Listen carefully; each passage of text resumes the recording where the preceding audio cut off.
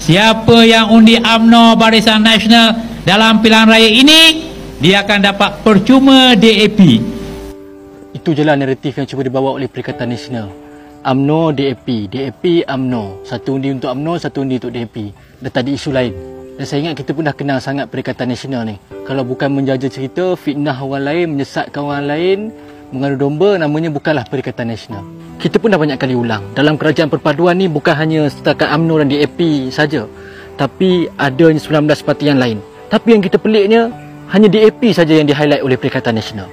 Kita semua pun tahu, kalau UMNO bergabung dengan DAP pun tak dapat tubuh kerajaan. Dan kita pun faham kenapa orang Melayu kebanyakannya merajuk daripada UMNO dan berpindah kepada parti-parti yang lain. Kerana ibaratnya kita menggadaikan prinsip bangsa dan juga parti. Dan saya berani untuk cerita kepada rakan-rakan semua yang DAP yang sekarang bukanlah DAP yang dulu. Dan sebagai rakyat Malaysia, kita kena faham kenapa kita tak menyokong DAP. Adakah kita tak suka DAP disebabkan entiti DAP itu sendiri, ataupun kita tak suka DAP sebab sifat DAP yang sebelum ni banyak menyentuh isu-isu sensitif agama dan juga bangsa kita.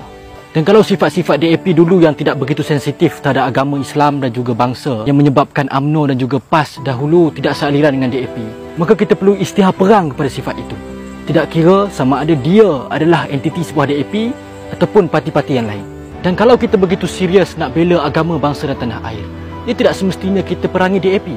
Ia boleh jadi mana-mana pertubuhan, mana-mana parti politik yang cuba menggugat usaha kita untuk membela agama, bangsa dan tanah air. Dan saya nak tanya rakan-rakan saya di Perikatan Nasional, adakah anda sedar, anda tahu bahawa dalam Perikatan Nasional itu sendiri ada parti yang lebih DAP daripada DAP? Nak tahu parti apa? Parti ini, Parti Gerakan. Dah macam-macam parti Gerakan ni buat, tapi mereka berselindung di bawah parti yang kononnya kepimpinan ulama ini, kononnya menjaga Islam ini. Parti Gerakan ni dia dah sentuh sensitiviti, dia dah sentuh agama, bangsa. Walaupun ketika mereka dalam Perikatan Nasional, mereka berani untuk sentuh tentang sensitiviti kita. Takkan kita nak duduk diam, takkan kita nak menghalalkan saja apa saja perkara yang mereka buat dengan alasan mereka bersama dengan parti yang kononnya Islam ini. Apa yang Parti Gerakan ini dah buat? Pertama, mereka pernah menentang tulisan Jawi ini secara terang-terangan. Mereka kata yang tulisan Jawi ini tidak boleh digunakan dalam papan tanda dan juga tidak boleh dipelajari oleh orang Cina. Kedua, Parti Gerakan ini jugalah yang antara yang terawal menandatangani ratifikasi ISET ataupun menuntut hak sama rata supaya kebebasan agama, keistimewaan orang Melayu dapat dikurangkan dan juga telah meruntuhkan hak-hak orang Melayu.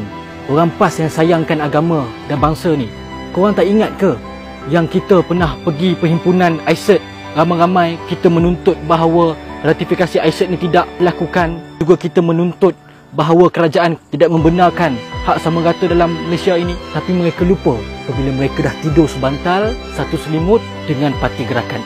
Orang-orang PAS yang daripada dulu sampai sekarang memang teringin sistem pemerintahan Islam iaitu hudud dilaksanakan.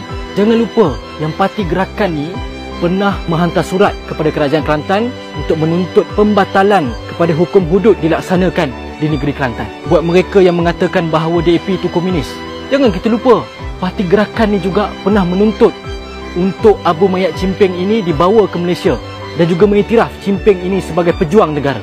Dan ketika mereka telah pun berada dalam Perikatan Nasional, baru-baru ni mengeluarkan kenyataan bahawa penjawat awam ini membebankan negara. Kita semua sedia maklum bahawa kebanyakan penjawat awam datang daripada orang Melayu. Dan takkan kita nak halalkan je benda ni? Takkan disebabkan mereka hanya bersama dengan PAS, kita nak menghalalkan saja semua tindakan mereka dan menggadaikan prinsip kita untuk menjaga agama dan membiarkan mereka memainkan isu-isu sensitif ini kepada kita. UMNO pun tidak mengampunkan dosa-dosa DAP yang pernah mereka lakukan kepada kita. Memain isu-isu sensitif, menghina agama, membangkitkan isu bangsa. Tapi kita sedar bahawa DAP sekarang dah mula berubah. Walhal ketika menjadi kerajaan sekarang pun DAP tidak memainkan isu-isu sensitif kepada agama, bangsa dan tanah air. Sebab itu saya fikir kita perlu bersifat terbuka. Yang kita benci ni bukannya entiti DAP, tetapi perangai DAP, sifat DAP yang lama yang sebelum ini menyentuh sensitiviti kita. Kalau kita hanya benci kepada entiti DAP itu sendiri, takkanlah kalau parti-parti yang lain menghina bangsa kita, menyentuh sensitiviti kita, kita nak halalkan je. Perikatan Nasional dah tak ada modal lain. Mereka cuba nak memomokkan orang Melayu, nak bangkitkan kemarahan orang Melayu dengan mendedahkan betapa buruknya DAP. Tapi mereka tak bahas langsung soal ekonomi, soal dasar-dasar kerajaan, soal polisi yang boleh menjaga kepentingan umum. Menjadi pembangkang pun mereka gagal untuk menjadi check and balance kepada dasar-dasar kerajaan Ini kan pula nak jadikan mereka ni sebagai kerajaan. Dan kepada anda, anak-anak muda yang nak jadi fighter agama, nak jadi fighter bangsa, anda nak undi Perikatan Nasional lagi ke? Bagi saya, orang yang taat kepada agama adalah orang yang melaksanakan perintah agama. Bukan hanya bercakap soal agama, tetapi bacul untuk pertahankan agama sendiri. Kepada pengikut-pengikut Perikatan Nasional dan kawan-kawan saya yang mungkin pengundi atas pagar, yang terpengaruh dengan sentimen kononnya kepimpinan ulama ini, buatlah pilihan dengan bijak. Takut-takut kita nak pilih tebu, akhirnya yang dapat terberau.